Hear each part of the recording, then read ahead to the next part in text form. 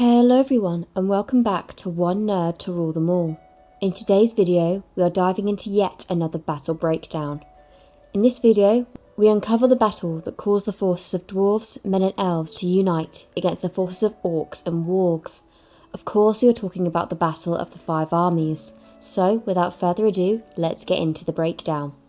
The Battle of the Five Armies was a battle waged between the orcs and the wargs of the Misty Mountains and the Grey Mountains against the Lakemen, elves and dwarf, on and near the Lonely Mountain. After Bard killed the dragon Smaug, the men of the lake and the wood elves both laid siege to the dwarves in the Lonely Mountain. 13 dwarves of the Lonely Mountain, under Thorin II, had refused to share any of the treasure that they had recaptured from Smaug. Thorin and company were then trapped in a bloodless siege, with Thrandrael and Bard hoping to wait them out. However, Thorin had sent messages of his plight to his relatives, using talking messenger ravens such as rorks and ravens. These reached Dane Ironfoot of the nearby Iron Hills, and he marched to the Lonely Mountain with 500 heavily armed dwarves, mostly skilled veterans of the War of the Dwarves and Orcs. When Dane's forces arrived, a battle was almost joined between the two sides. Now 3 armies were on the field. But at the last moment, Gandalf intervened between the two and revealed that while they were bickering amongst themselves, the goblins of the Misty Mountains and the Grey Mountains under Bolg was using the opportunity to march against them. They had been incited by Gandalf's earlier slaying of the Great Goblin, but had now mobilised to a full-scale attack after hearing news of the death of the dragon and the now relatively unguarded treasure hoard. The 3 commanders agreed that the orcs, wargs and bats were the enemies of all, and previous grievances between them were put on hold in face of a greater threat. They arranged their forces on the 2 spurs of the mountain that lined the valley leading to the now sealed off Great Gate, the only entrance to the mountain. The 500 dwarves and 200 lakemen formed up on one spur and over 1,000 elves on the other, while a light rearguard lined across the mouth of the valley to lure the orcs between the two, and thus destroy them. Bilbo Baggins, while invisible due to the ring, tried to sit out of the battle on the spur held by the elves, the Raven Hill, where Gandalf also had withdrawn to.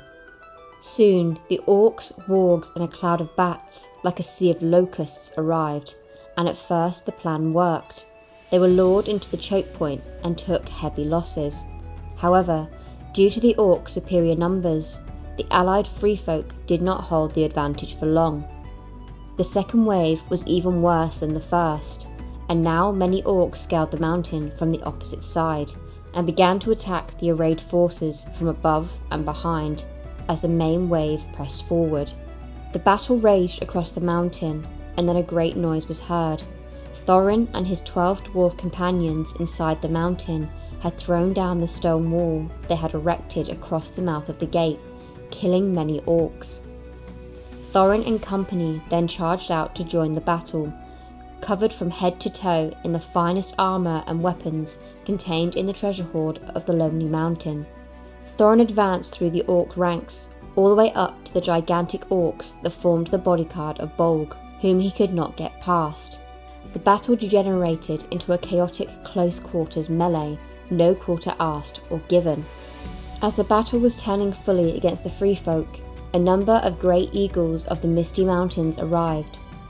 Bilbo was the first to spot their entrance on the scene and began shouting, "The eagles! The eagles are coming!" A shout that was then continued among the other troops of the free folk. At this point, Bilbo was knocked in the head by a large stone thrown by orcs from above on the mountain, and he passed out. With the support of the great eagles, the battle turned back against the orcs. Then Beorn himself arrived at the battle, apparently having heard the news that a large army of orcs was on the move. This time he did not appear in his former shape of a giant man, but had changed his skin to that of a gigantic bear. Beorn drove down through the orc lines, but paused to carry the wounded Thorin out of the battle. Beorn then returned to the battle with even greater wrath and scattered the ranks of the bodyguard of Bolg, ultimately killing Bolg himself. The orcs eventually panicked and scattered, to be picked off by hunting forces from the victors later. Many of the orc survivors died in the forest of Mirkwood. When Bilbo regained consciousness, the battle was already over. Thorin II had been mortally wounded on the field, and his nephews, Fili and Kili, had died defending him as they lay on the ground. Thorin died soon after the battle, but had time to say a last goodbye to Bilbo. After defeating the orcs and wargs, the victors divided the treasure. Bard took Bilbo's 14th share of the gold and silver in return for the Arkenstone, whereupon he shared his reward with the Master of Lake Town, and gave the Elven King Thranduil the emeralds of Girion. Bilbo, having declined his share, was offered a rich reward but refused to take more than 2 small chests of gold and silver, which was still enough to leave him a wealthy hobbit back home in the Shire for 60 years. Very few orcs survived the battle, which had the effect of breaking the power of the northern orcs. Consequently, they were not able to field vast numbers in the War of the Ring, reducing the strength of the attack on Lothlorien and Thranduil's realm, and preventing the invasion of Eriador.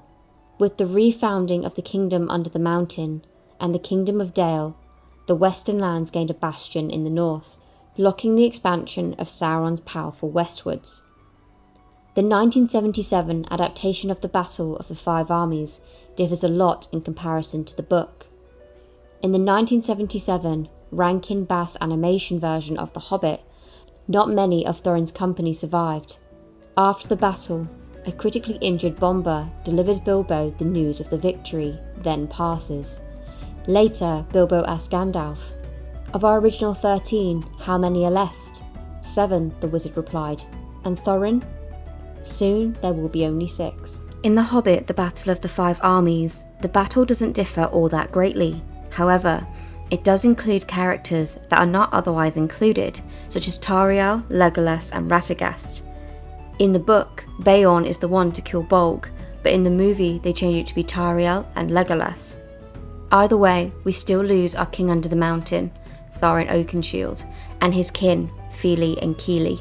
This is the Battle of the Five Armies. If you enjoyed this video, then please leave a like and a comment down below, and please subscribe so you don't miss out on any future content. Anyway, that'll be it from me. I hope you have a wonderful day, and I will see you next time. Bye for now.